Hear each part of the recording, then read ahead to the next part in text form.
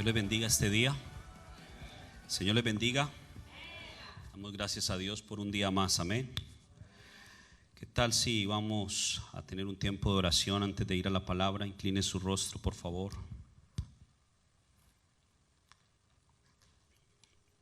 Padre, en el nombre de Jesús te damos gracias en este día. La gloria y la honra es tuya, Señor, te pertenecen a ti. Damos gracias por concedernos, Señor, un nuevo día, por permitirnos estar aquí en este lugar congregados, no solo nosotros, sino cada uno de aquellos que a través del internet también se conectan con nosotros. Damos gracias a ti por la oportunidad maravillosa de poder recibir tu bendita y gloriosa palabra. Hoy oramos para que la paz de tu Espíritu repose en cada uno de nosotros y para que nuestras vidas puedan ser, Señor, ese templo, ese tabernáculo, esa tierra fértil, buena tierra, en donde tu palabra sea sembrada y pueda dar fruto. Señor, oramos para que tu Espíritu nos guíe a la verdad en esta mañana, en el nombre de Jesús. Amén y amén. Acompáñenme por favor a 1 Corintios capítulo 3. 1 Corintios capítulo 3 y vamos a leer desde el verso 9 al verso 14. Primera de Corintios capítulo 3 versículo 9 al 14. ¿Lo tenemos? Dice la palabra de Dios así: porque nosotros somos colaboradores de Dios y vosotros sois labranza de Dios, edificio de Dios.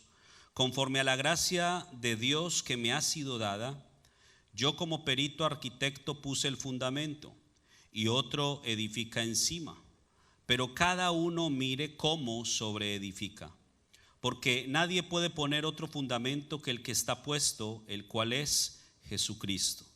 Y si sobre este fundamento alguno edificare oro, plata, piedras preciosas, madera, heno, hojarasca, la obra de cada uno se hará manifiesta, porque el día la declarará, pues por el fuego será revelada, y la obra de cada uno, cual sea, el fuego, ¿la qué? La probará.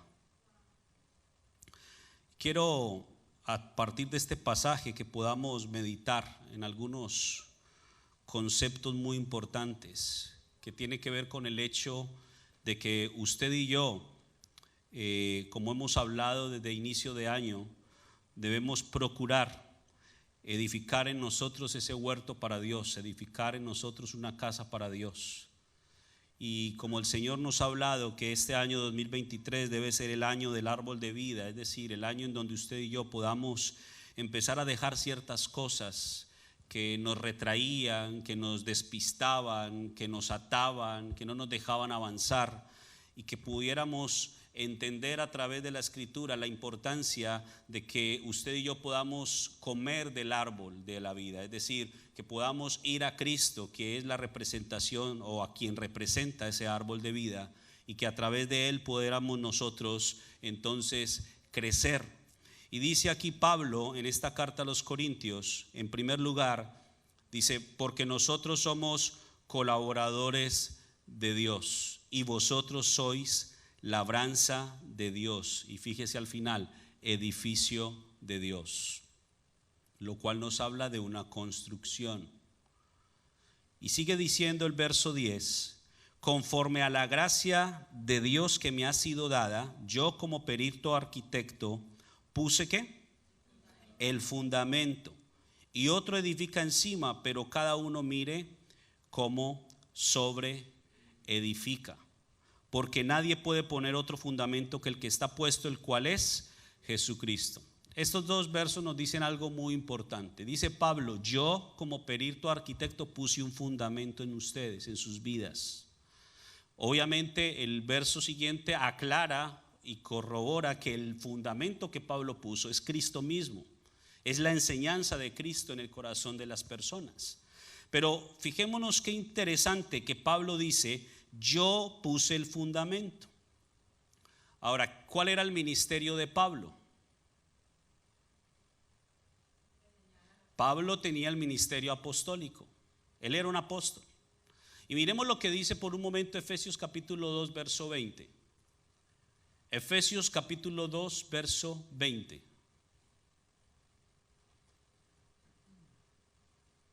Mire lo que dice el pasaje: edificados sobre el fundamento ¿de qué?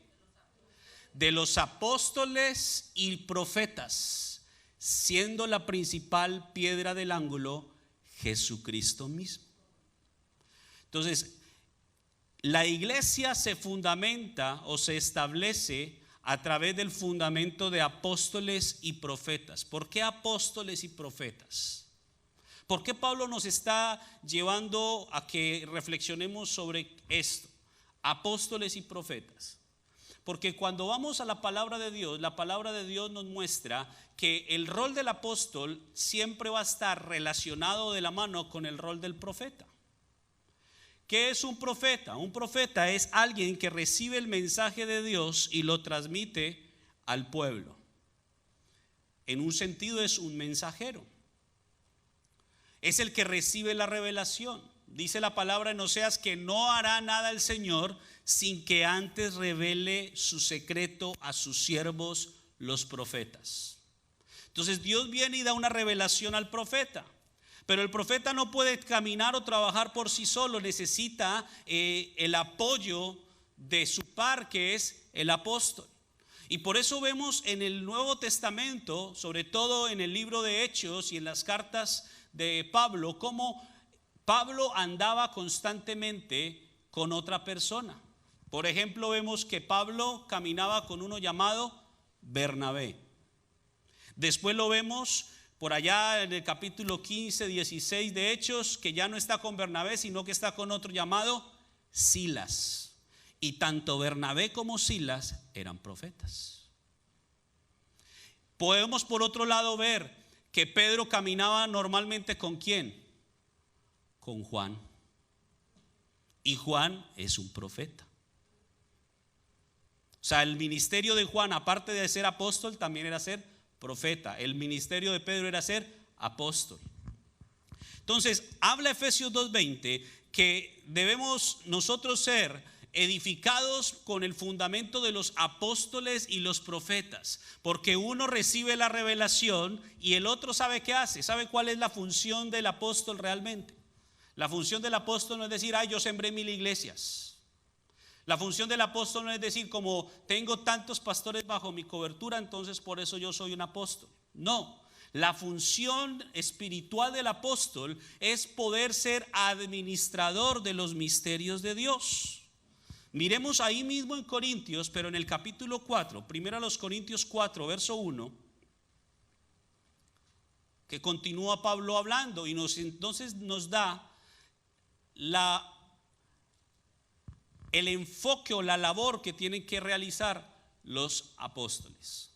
Fíjense lo que dice 4:1 de Primera de Corintios. Dice, así pues, ténganos los hombres por servidores de Cristo. Miren, lo primero que un apóstol tiene que ser es un servidor. Eso es lo primero.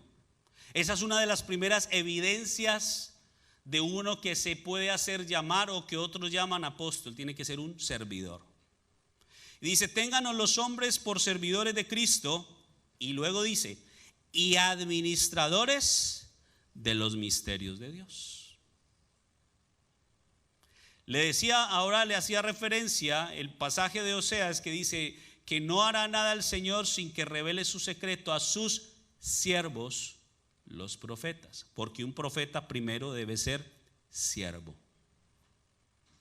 Tristemente vemos como en el mundo moderno los títulos han llevado a mucha gente a sentirse que es más grande que otros.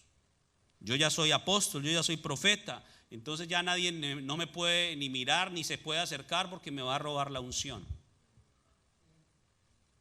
Cuando dice la escritura que un apóstol primero es un siervo, que un profeta primero es un siervo. ¿Y qué es un siervo? Alguien que sirve. Alguien que sirve. Entonces dice Pablo que somos colaboradores de Dios. Y el pueblo o la iglesia a la que le está escribiendo esta carta, que en este caso es la iglesia de Corinto, dice: y vosotros sois labranza de Dios. Estoy leyendo el verso 9 del capítulo 3. Edificio de Dios. Entonces el 10 comienza diciendo: conforme a la gracia que me ha sido dada, yo como perito arquitecto puse un fundamento. Aquí es muy importante mencionar lo siguiente: Pablo no colocó el fundamento por sus propias fuerzas. Fijémonos que el comienzo del verso dice: por la gracia que me ha sido dada. Porque ¿qué es la gracia? La gracia es la operación de Dios en mi vida. Lo que Dios hace en mi vida es gracia.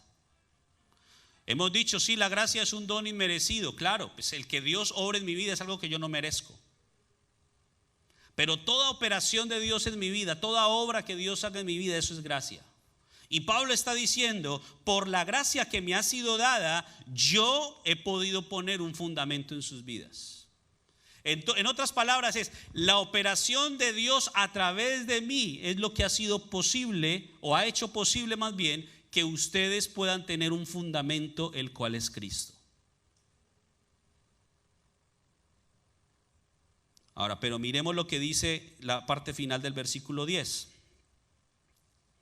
Yo puse el fundamento, otro edifica encima, punto y coma, pero cada uno mire cómo sobreedifica.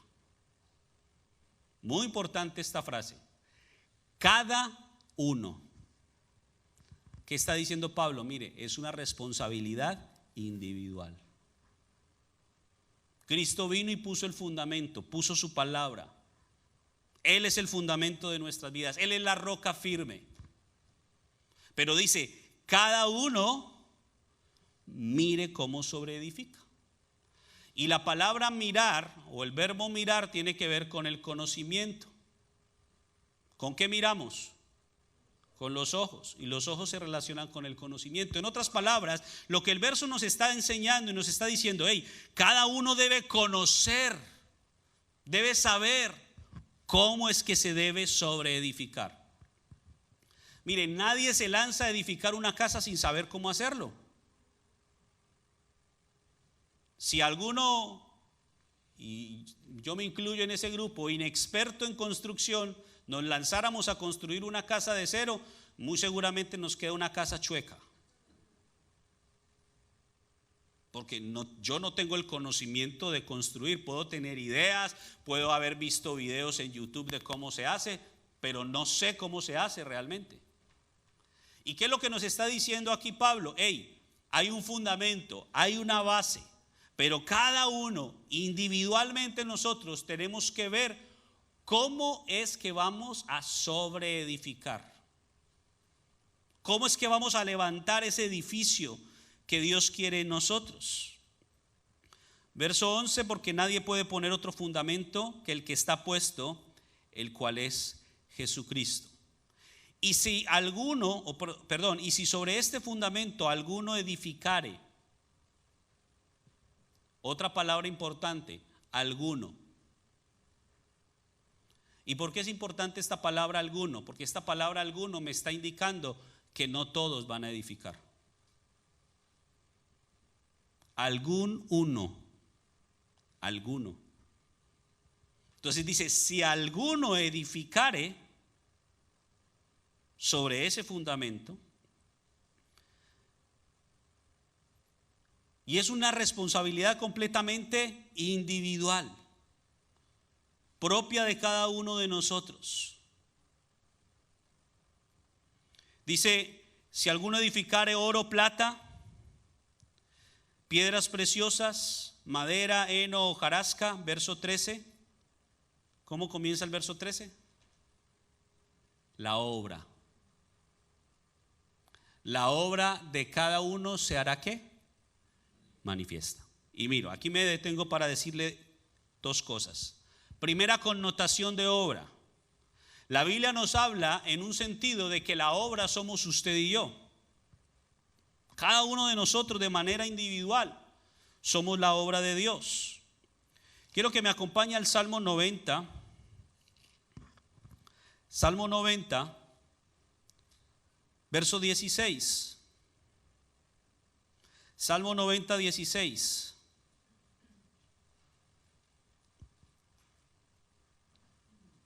Dice, aparezca en tus siervos, ¿qué? Tu obra. Aparezca en tus siervos tu obra. Un siervo en la escritura es uno que busca agradar a Dios antes que a los hombres, según Gálatas 1:10. Eso es un siervo. Alguien que procura agradar a Dios primero que a cualquier persona. Y está diciendo, aparezca en tus siervos tu obra. Porque la obra somos nosotros. Miremos Isaías 64:8. Isaías capítulo 64, verso 8.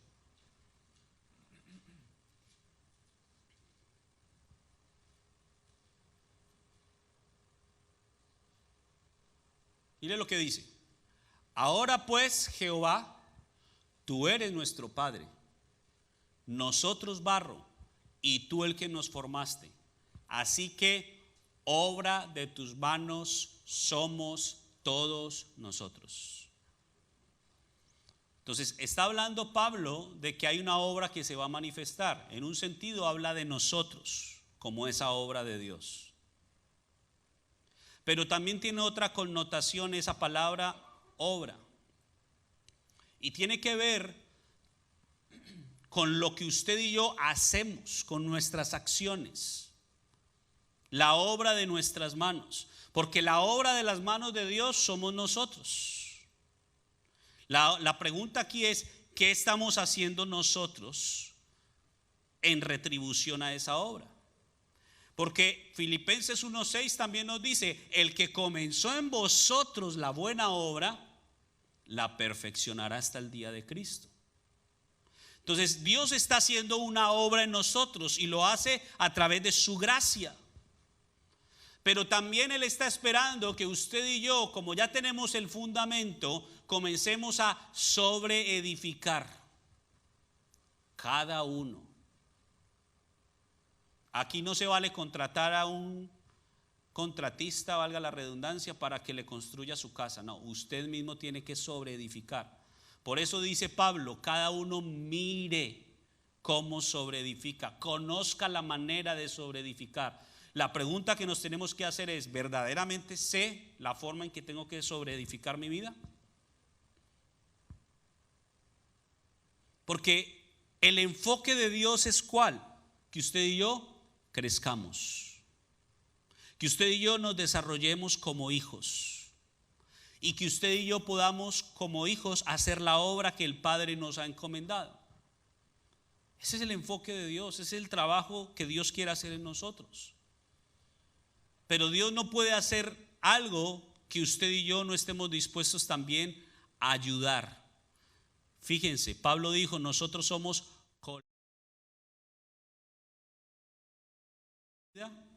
paralelamente yo tengo que también hacer una obra para Dios, construir una casa para Dios. Dios nos dejó el trabajo de labrar y guardar nuestro huerto.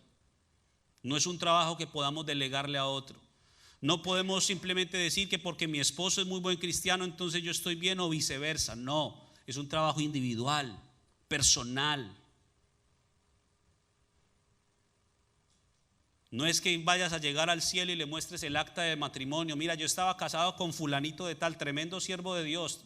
Bienvenida, entra. El acta de matrimonio no tiene nada que ver. ¿Qué hiciste? ¿Cómo trabajaste? ¿Cómo sobreedificaste? Porque dice si alguno sobreedifica, lo cual indica que no todos están dispuestos a hacerlo. Y aunque el fundamento está puesto, no todos quieren sobreedificar. No todos quieren pagar el precio de hacer esa obra. Y entonces regresando, 1 Corintios 3.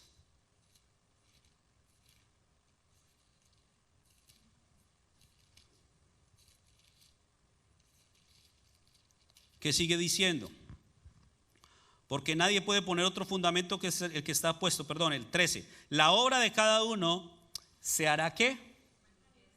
¿Se hará qué? Manifiesta. ¿Por qué? Porque el día la declarará. Ahora miremos un ejemplo de la obra para corroborar otra vez la obra. Le dije la primera connotación, usted y yo somos obra. Le dije la segunda connotación, lo que usted y yo hacemos para Dios también es una obra. Juan capítulo 4, verso 34. Juan capítulo 4, verso 34.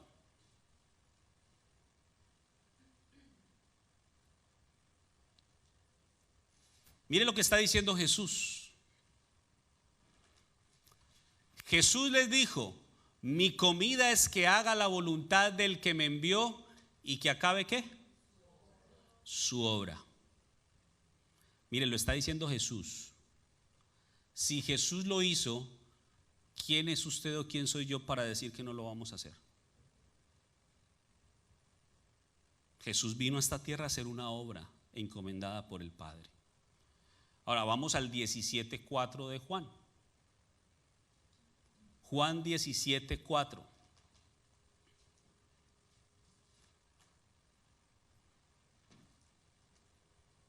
Mire lo que dice: yo te he glorificado ¿en dónde? ¿En dónde es que tenemos que hacer la obra? En la tierra. Yo te he glorificado en la tierra, he acabado la obra que me diste que hiciese. Lo está diciendo Jesús. He acabado la obra que me diste que hiciese. ¿Cuándo se termina la construcción de una casa? ¿Solo cuando se coloca el frame? ¿Solo cuando está el techo? Se termina cuando está terminada completamente.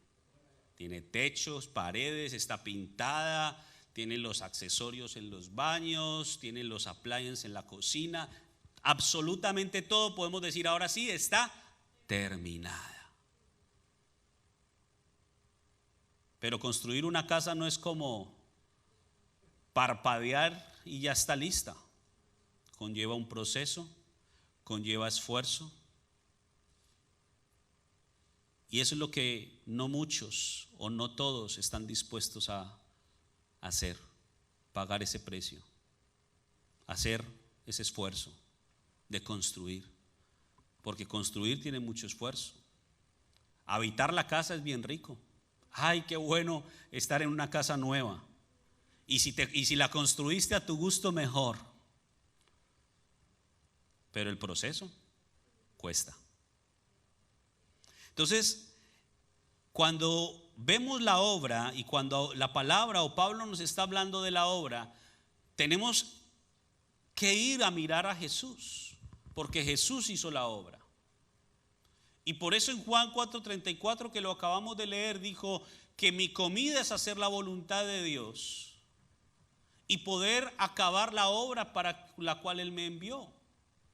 Y en este verso 4 del capítulo 17 ya Jesús está orando, horas previas a ser arrestado, está orando por los discípulos y en medio de la oración le dice al Señor: Señor, he acabado la obra que me diste que hiciese.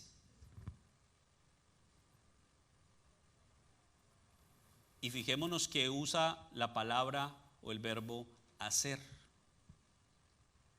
Y cuando miramos el verbo hacer en la escritura, nos remitimos al principio, al plan original de Dios. Cuando dice hagamos al hombre a nuestra imagen, Dios hizo un plan. Y en ese plan Dios también determinó que usted y yo hiciéramos una obra en esta tierra. Miren, Dios no nos mandó a esta tierra simplemente para que consumamos los recursos naturales. Dios nos mandó a esta tierra para que cumpliéramos una obra. La pregunta que te tienes que hacer es: ¿sabes cuál es la obra que Dios te mandó a hacer? Miren, la primera y la más importante es que usted y yo sobreedifiquemos nuestra vida en Dios. Esa es la primera y más importante.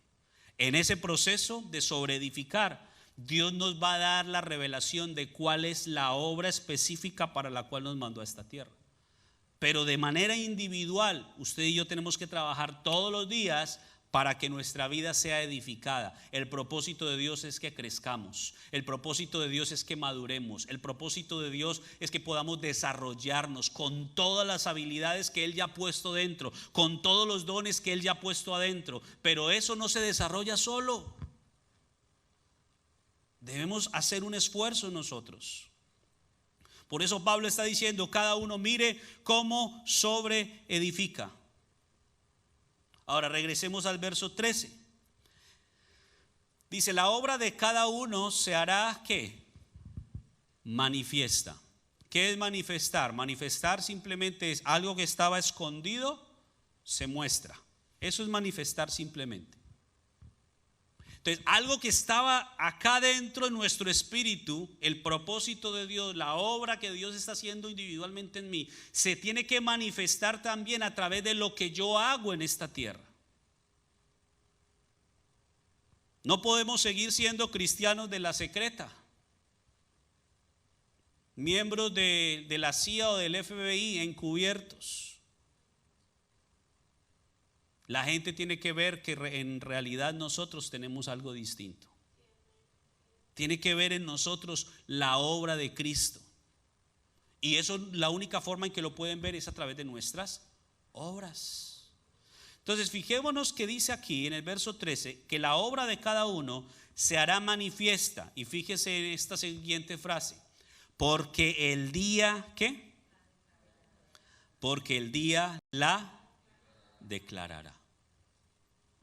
Vámonos por un momento a Génesis capítulo 1, verso 5. Porque está diciendo Pablo acá que la obra de cada uno será manifiesta porque el día la declarará. ¿Qué significa eso? Miremos lo que dice Génesis 1:5. Dice, y llamó Dios a la luz, ¿qué? O sea que el día, ¿qué significa? Luz. Llamó Dios a la luz día y a las tinieblas noche, y fue la tarde y la mañana un día. Ahora vámonos a Proverbios 6:23. Y quiero que enlace estos tres versos, porque Primera de Corintios 3:13 está hablando de que la obra de cada uno será manifiesta porque el día la declarará. En Génesis 1:5 nos dice que el día o la luz fue llamada día. Y aquí en Proverbios 6:23 nos dice, porque el mandamiento es lámpara y la enseñanza es luz. Entonces, día, luz, enseñanza son sinónimos. Entonces, ¿qué nos está diciendo Pablo? La obra de cada uno se hará manifiesta porque el día o la enseñanza que recibimos de Cristo revelará esa obra. Recuerda que Pablo dijo que cada uno mire cómo sobreedifica. ¿Cómo vamos a saber la forma de edificar si no somos enseñados en ello? El que puede construir una casa es alguien que fue enseñado, sea porque haya ido a una universidad a estudiar ingeniería civil, o sea porque en la práctica empírica aprendió a construir, pero tuvo que haber aprendido. Y si aprendió es porque hay una enseñanza. Y por eso está diciendo Pablo que el día declarará.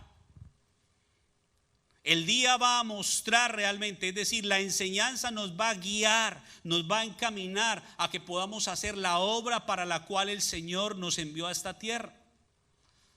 Pregúntese por un momento, ¿cómo pudo Jesús hacer la obra en esta tierra si el Padre no le hubiese enseñado lo que tenía que hacer? En nuestra rutina diaria, cada uno de nosotros realizamos tareas porque fuimos enseñados a hacerlas. Vamos al trabajo, somos nuevos en el trabajo y nos dan una inducción o una capacitación en donde nos dicen, vean, su cargo es este, sus responsabilidades son estas y debe hacerlas así y así y así, y para que las pueda cumplir le vamos a dotar de esta computadora o de estos elementos para que usted pueda hacerlo. Es lo mismo. Dios nos mandó en esta tierra y nos dejó el manual de instrucciones para que a través de esa instrucción usted y yo pudiéramos hacer la obra. Y aparte de eso nos dotó de herramientas que están en nuestro espíritu, dones, talentos, habilidades, para que podamos cumplir esa obra. Por eso necesitamos entender la importancia de sobreedificar. No nos mandó Dios a poner fundamento, porque el fundamento es Cristo. Nos mandó el Señor a sobreedificar sobre ese fundamento. Y cuando el Señor lleva a una persona en un proceso de crecimiento, de desarrollo y de madurez, va entonces algunos de ellos a representar a Dios, como en este caso Pablo siendo un apóstol, para que él pudiera llevar esa enseñanza a personas que todavía no tenían siquiera un fundamento, y esa enseñanza se iba a convertir en el fundamento para ellos. Pero llegaría el momento en donde ellos también tenían que sobreedificar. Y eso es muy importante que lo entendamos. ¿Y por qué estamos hablando de eso? Porque una de las cosas que el Señor puso en mi corazón durante esta semana fue: ¿cuántas personas alrededor del mundo, cristianas, están estancadas en su construcción? Están como muchas construcciones que usted ve que comienzan pero nunca las terminaron, y finalmente están en ruinas. Porque hemos pensado que la vida cristiana se reduce simplemente al hecho de ir un domingo a una congregación, de recibir un sermón y seguimos nuestra vida normalmente. Oramos quizás de vez en cuando, leemos la Biblia un poquito y eso nos hace sentir mejor, y esa es como la vida cristiana. Hemos reducido a nada la vida cristiana, porque la vida cristiana es mucho más que solo eso. Y cuando yo veo en la palabra, yo veo a un Dios que quiere que nosotros crezcamos, que nos desarrollemos, que maduremos, que no sigamos siendo niños, sino que podamos llegar a ser hombres hechos y derechos, mujeres maduras. Y me pregunto esto, y es un ejemplo que ponía ayer en una reunión que teníamos aquí en la congregación: ¿cuál es el objetivo final de un papá o de una mamá con sus hijos? Algunos podrán decir el objetivo es proveerles, otros dirán darles amor. Pero si usted lo piensa con detenimiento y es objetivo en este razonamiento, se va a dar cuenta de que el objetivo fundamental de un papá o de una mamá es hacer todo lo necesario en el proceso de desarrollo y crecimiento de su hijo o hija para que sean autónomos, para que se logren defender ante la vida. Pero si usted forma un hijo dependiente, pobre muchacho, pobre muchacha cuando usted le falte. Nuestro trabajo como padres tiene que ser todo lo necesario: amor, provisión, acompañamiento, etcétera, todo lo necesario, pero con la finalidad de que ellos un día puedan ser autónomos, que ellos puedan tomar sus propias decisiones, que ellos puedan enfrentar las consecuencias aún de sus propios errores. Porque si no los preparamos para la vida los va a acabar. Dice Jesús: en el mundo tendréis aflicción. Entonces, aún cuando somos cristianos, no podemos educar a nuestros hijos pensando que el mundo es color de rosa, porque no lo es. Van a tener que enfrentar muchas cosas, muchas situaciones. Y si nosotros no les damos en casa las herramientas o las bases por lo menos para que enfrenten esas situaciones, ¿qué será de ellos? Vemos cantidades de muchachos y muchachas que se suicidan porque no le encuentran un sentido a la vida. Y yo me pregunto, ¿qué falló? ¿Qué falló? Y en un alto porcentaje fallaron los padres. Digo en un alto porcentaje para que no piensen que les estoy dando duro solo a los padres. Algunos porque los sobreprotegieron, o algunos porque se desentendieron. Y vemos a un Dios que nos ama, que nos cuida, que nos ayuda, pero también un Dios que cuando fallamos, Él está para levantarnos, pero nos dice: tienes que hacerle frente a tus consecuencias. Él no nos dice, tranquilo, no te preocupes, peca todo lo que quieras, igual yo te perdono. No, ojo. Pudiste haber pecado, te puedo perdonar, pero esos pecados van a traer consecuencias a tu vida y las tienes que enfrentar. ¿Te voy a ayudar? Claro que te voy a ayudar, pero igual las tienes que enfrentar. El Señor no nos exime del sufrimiento, nos ayuda en medio del sufrimiento. Y dice que Él es un buen padre. Nos reprende cuando nos tiene que reprender, porque eso es lo que hace un buen padre. Entonces, el propósito y el objetivo de Dios es que usted y yo crezcamos, nos desarrollemos. Y fíjese lo que termina diciendo el verso 13. Pues por el fuego será ¿qué? Por el fuego será ¿qué? Revelada. Y la obra de cada uno, cual sea, el fuego la probará. Miremos primera de Pedro, capítulo 4. Primera de Pedro, capítulo 4, verso 12.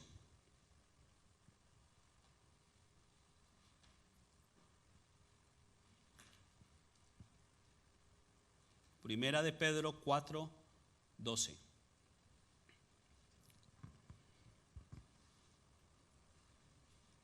Dice, amados, no os sorprendáis del fuego de prueba que os ha sobrevenido, como si alguna cosa extraña os aconteciese.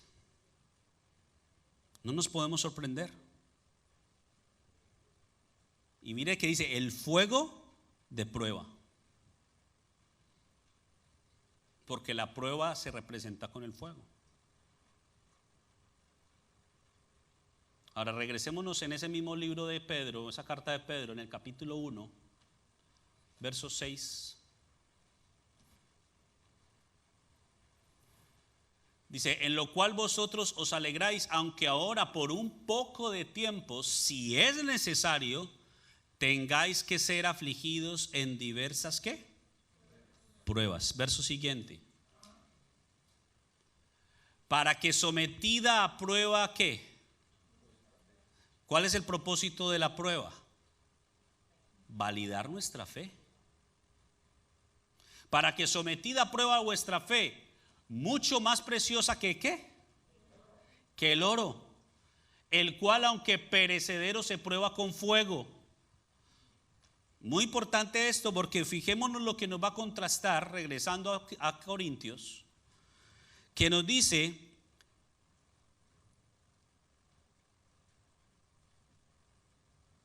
pues por el fuego será revelada la obra de cada uno, cual sea, el fuego la probará.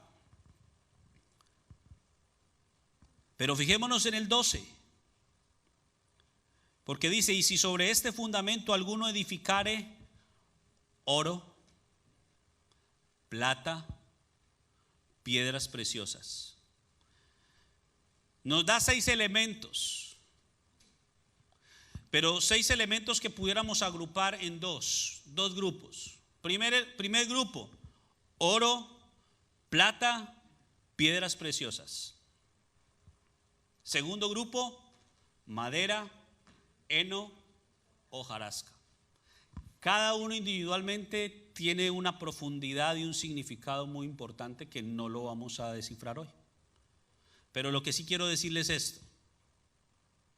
Oro, plata y piedras preciosas representan obras de excelencia. Madera, heno y hojarasca representan obras mediocres. Pero dice la Escritura que tanto lo uno como lo otro será probado. Y el mecanismo o el elemento que lo va a probar es el fuego. El fuego representa una prueba. Como fuego también representa espíritu. Porque finalmente la prueba es una prueba espiritual. Dios está evaluando nuestras obras, la manera en que estamos sobreedificando. Y no nos vamos muy lejos. Cuando acá se construye, y hablo conociendo solo un poquito nada más, cuando aquí se construye, una de las cosas que sé que pasa es que el contratista o la persona que está construyendo tiene que ir por etapas. Por ejemplo, construyen el fundamento y colocan o levantan el frame. Y no sé exactamente en cuáles etapas, pero tengo entendido que en ciertas etapas tiene que haber una aprobación de un inspector. Por lo menos en lo que es plomería, en lo que es electricidad. Y entonces el que está construyendo tiene todo el frame, tiene hasta cierto punto construido, pero el inspector tiene que poder venir y ver si toda la acometida eléctrica está cumpliendo la codificación y la ley. Tiene que ver si toda la plomería está correctamente instalada. Sucedió hace algunos años con alguien que, desconociendo esto, empezó a hacer una remodelación en un edificio y muy animado haciendo la remodelación en el edificio, y fuimos a mirar y estaba bien bonito lo que estaban haciendo. Habían cambiado todo el tema de la acometida eléctrica y del drenaje y todo esto, pero nos cuenta y nos dice: esta semana vino el inspector a hacer la inspección y nos hizo romper otra vez el piso porque no sabíamos que él tenía que revisar.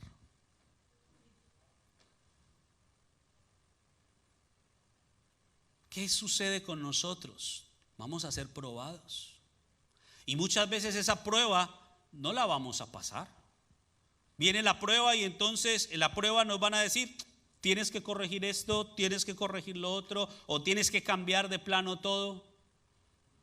Pero ¿cuál es el objetivo de esto? De que tu construcción sea firme, de que no vayas a tener problemas más adelante. ¿Qué se hace cuando se compra una casa usada? Se contrata una inspección.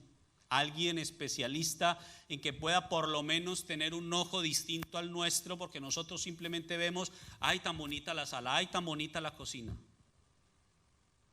Pero estas personas tienen una visión distinta y entonces miran y evalúan si los fundamentos están buenos, si el techo está bueno, si el aire acondicionado está bueno, etcétera, para podernos decir: ok, esta casa cumple, cómprela o no la compre. Entonces la prueba no es algo malo, es algo muy bueno. Lo que pasa es que es incómodo. A ver, todos pasamos por la escuela, ¿cierto? A ver, levante la mano a los que les gustaban los exámenes. ¿Ya ve? A algunos lo único que les gustaba era la hora de salida.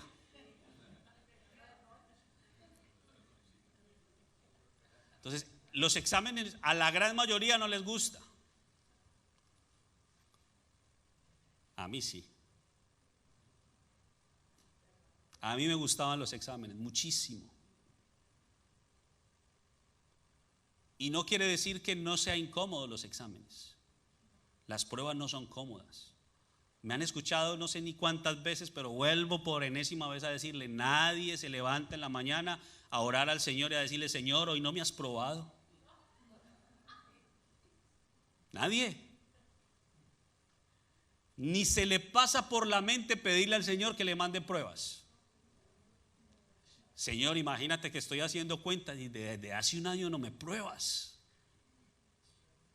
No, al contrario, le estamos pidiendo: Señor, líbrame de los males, Señor, que no me pase nada. Queremos las cosas buenas, claro, es normal. Pero inevitablemente va a venir la prueba para evaluar nuestra obra, para que nos demos cuenta si lo que estamos haciendo realmente es bueno o no es bueno, para que podamos tener la oportunidad de corregir. Mire, este plano terrenal es un entrenamiento. Todo lo que vivimos en este plano terrenal es un entrenamiento. Si no pasamos la prueba aquí, perdimos el año. Lo bonito de Dios es que Dios nos da oportunidades. Pero fijémonos cómo Pablo nos está diciendo, entre otras cosas, que sobre edificar es una responsabilidad ¿de quién? ¿De quién es la responsabilidad de edificar? Mía. Mía. No de su esposa, no de su esposo, no de otro. Mía. Es mi responsabilidad. Yo tengo que ver cómo sobreedifico mi vida en Dios. Yo tengo que buscar la enseñanza de Dios para que Él me guíe a poder ir paso a paso, etapa a etapa, para convertirme realmente en ese edificio que Dios quiere que yo sea, en ese lugar en donde habite Él, porque Él está buscando una casa en donde habitar. Y como a usted no le gusta vivir en cualquier casa, a Dios menos. Todos les gusta vivir en casas bonitas, ¿cierto? Y quizás en la que estás hoy ya dices, me gustaría otra mejor. Dios también quiere una casa mejor, pero Dios no se está cambiando de casa en casa. Dios está queriendo mejorar la casa en donde vive. Para nosotros es bien fácil moverme de aquí a allá. Y aquí en esta cultura sí que es algo común. Vives 5 años en un lugar y te mudas a otro. Pero Dios quiere vivir aquí todo el tiempo, pero quiere hacerle mejoras a nuestra vida. Quiere que usted y yo podamos construir cada vez mejor nuestra vida, para que podamos entonces hacerle frente a la vida. ¿Qué significa eso? Para que cuando venga la prueba, para que cuando venga el fuego, usted y yo lo pasemos, no nos quememos. Porque el oro, la plata y las piedras preciosas les puedes meter fuego y en vez de dañarse se purifican más. Mientras que la madera, el heno y la hojarasca solamente le pones fuego y se deshacen. Por eso si estamos haciendo una obra excelente para Dios, el fuego la va a hacer más excelente. Pero si estamos haciendo algo mediocre para Dios, eso se nos va a venir abajo. El fuego nos va a quemar. ¿Acaso no dice Dios que si cuando andes por el fuego no te quemarás? ¿Qué significa eso? Cuando seamos probados. Porque la prueba es para todos. Ninguno estamos exentos de las pruebas. Entonces dice, la obra de cada uno se hará manifiesta, porque el día la declarará, pues por el fuego será revelada. Y la obra de cada uno, cualquiera que sea el fuego, cual sea el fuego, la probará. 14. Si permaneciere la obra de alguno que sobreedificó, ¿recibirá qué? ¿Pero qué necesitamos para recibir recompensa? Que nuestra obra permanezca.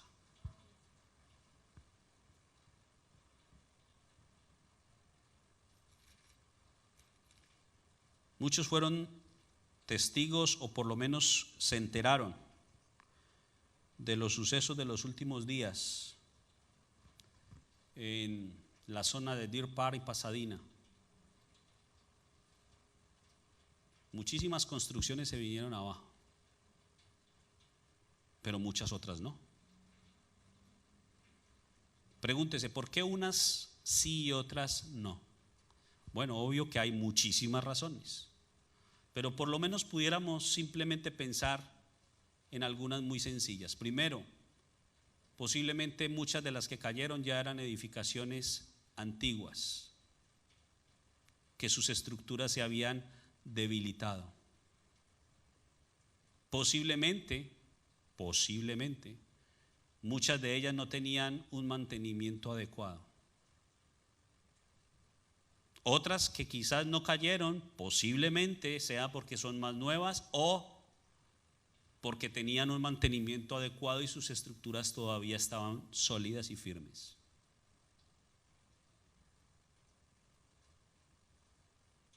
¿Cómo está tu casa? ¿Sólida? ¿O ya está cediendo la construcción? Porque una de las formas que nos damos cuenta es cuando miramos en las paredes y empezamos a ver grietas. ¿Será que hay grietas en mi vida que me están alertando de que ojo, tienes que reforzar tus cimientos. ¿Será que estoy viendo que corro peligro ante cualquier tornado que pueda venir a mi vida y me pueda derribar? Dice Pablo, cada uno mire cómo sobreedifica. Jesús dijo, el que oye mis palabras y las hace, Mateo 7, 24 al 27, le compararé a un hombre prudente que construyó su casa sobre la roca. Vinieron ríos, descendieron vientos y golpearon con ímpetu contra aquella casa, pero no cayó porque estaba fundada sobre la roca. Pero entienda esto, el que oye y hace, no el que oye solamente, el que oye y hace. Y tiene esto un enlace completo con lo que hablábamos la semana pasada acerca del incrédulo. Porque el incrédulo puede oír, pero no entender. Y si viene la palabra, yo la oigo y no la entiendo, muy seguramente puedo desarrollar incredulidad. Pero si viene la palabra, la oigo y la entiendo, lo que desarrollo es fe. Y Jesús dijo, el que oye mis palabras y las hace. Y por el contrario, otro que no oyó sus palabras y mucho menos las hizo, o que las oyó pero no las hizo, fue y construyó su casa sobre la arena. Le vino exactamente lo mismo. Ríos, soplaron vientos y dieron con ímpetu, pero la casa cayó. Pablo nos está diciendo que si la obra de alguno permaneciere, recibirá recompensa. Entonces edifiquemos o sobreedifiquemos nuestra vida de tal manera que esa construcción permanezca, no se caiga. Termino con esto. Santiago capítulo 1 verso 2. Santiago capítulo 1 verso 2.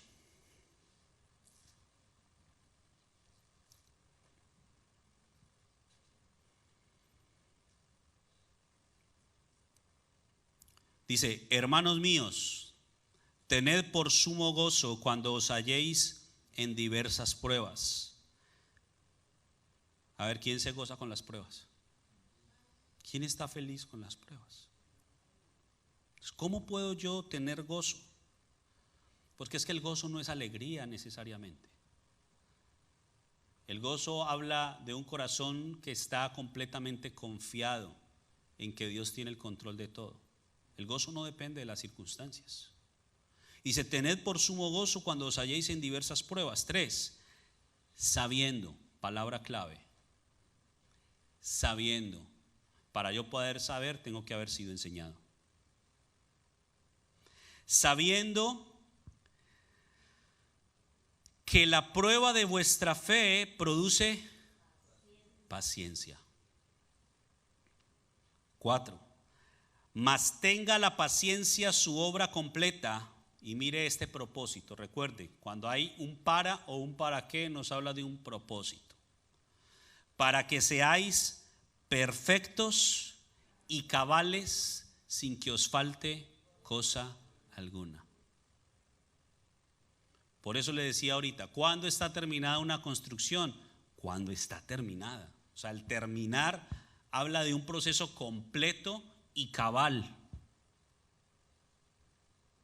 No de un proceso parcial, no de solamente ver la fachada.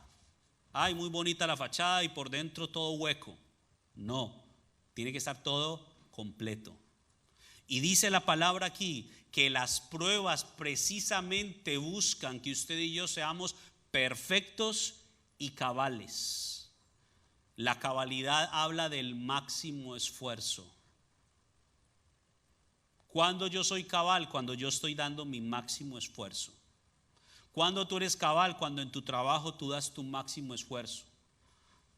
No marcas tarjeta a las 5 menos un minuto, no, es a las 5. Y si puedes dar un poco más, dalo. Tu esfuerzo cabal, el máximo. Y si lo hacemos para el mundo, ¿cuánto más para Dios?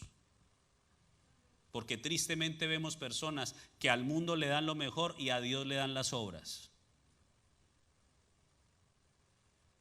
cuando Dios merece de nosotros lo mejor y aún más.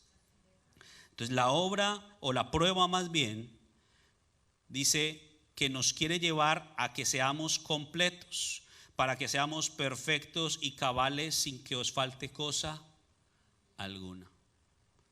Mire, este propósito es el mismo propósito que tiene la Escritura.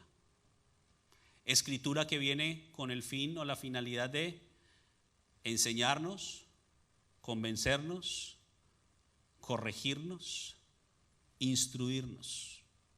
Segunda de Timoteo 3:16 dice: a fin de que el hombre de Dios sea perfecto, enteramente preparado para toda buena obra. ¿Para toda qué? Buena obra.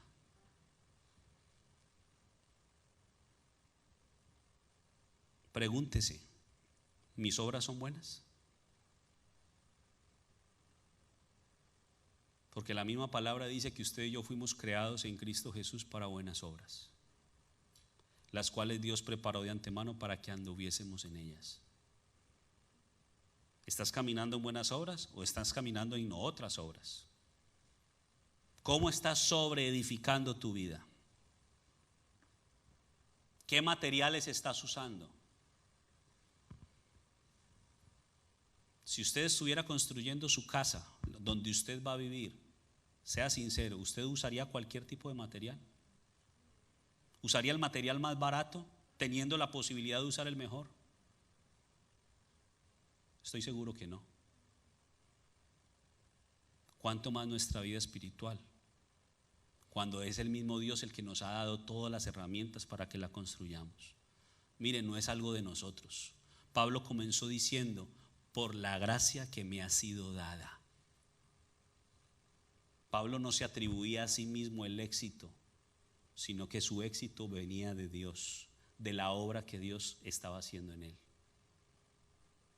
Nosotros no vamos a pasar las pruebas porque tengamos muchos talentos, o porque seamos muy sabiondos, o porque seamos súper guapos, o estemos bien vestidos.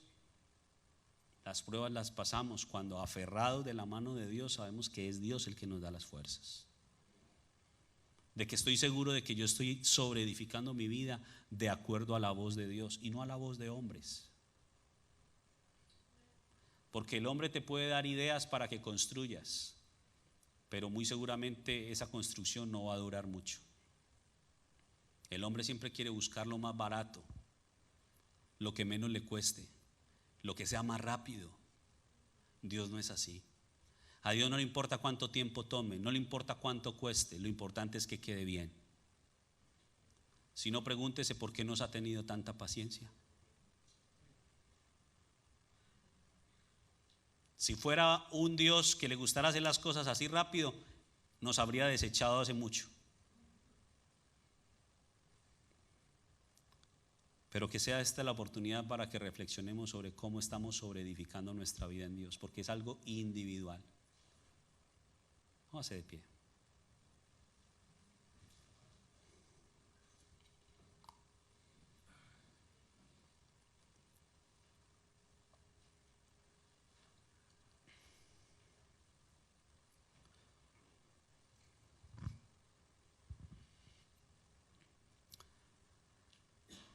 Ahí donde usted está con sus ojos cerrados, le pido que por favor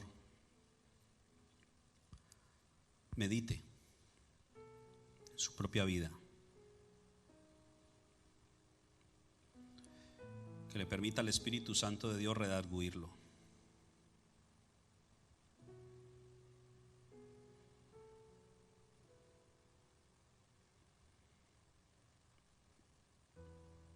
Tómese el tiempo y deje que el Espíritu Santo le hable.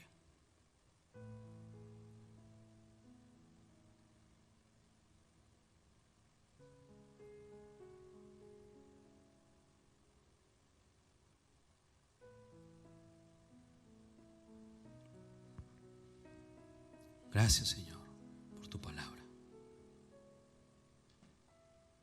Gracias. Gracias porque estás interesado siempre en que nuestras vidas sean mejores. Gracias por tu fidelidad, Señor. Te adoramos y te bendecimos. Te honramos, Señor.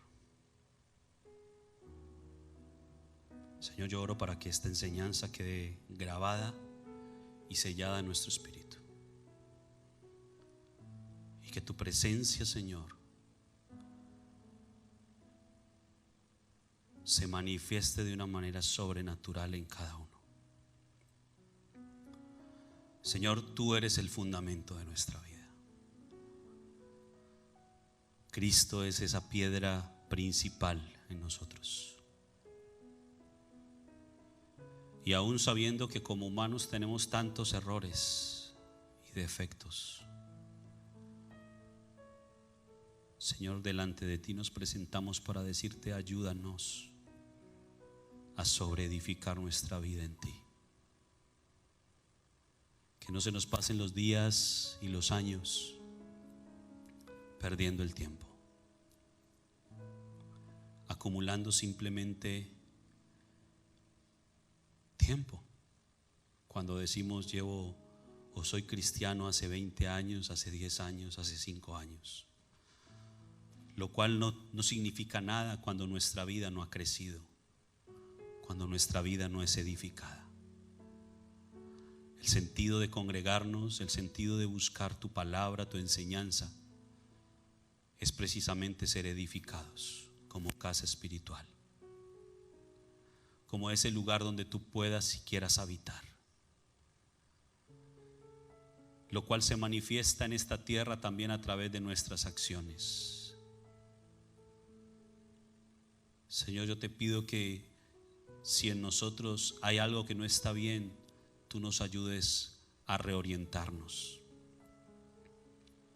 Si quizás hemos construido algún área de nuestra vida con materiales equivocados, te pido por favor, Señor, que nos ayudes a hacer el cambio que necesitemos hacer,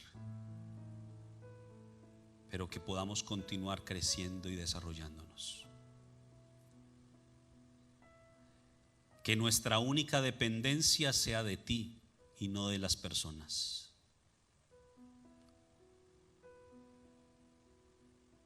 Señor, y te pido que si aún se tiene que derribar en nosotros cosas que se hayan levantado y que no son buenas para nosotros, sean derribadas. Ideas, argumentos o cualquier cosa, acciones, actitudes. Derriba en mí todo lo que tengas que derribar, Señor. Escudriña mi corazón, Señor, y si encuentras algún vestigio de pecado, de orgullo, de soberbia o de cualquier otra cosa, Señor, te pido que la saques de mi vida. Que pueda yo pasar las pruebas, que pueda yo aprobar para seguir creciendo y avanzando en ti. Señor, y te pido que esta congregación pueda crecer, que cada uno crezca,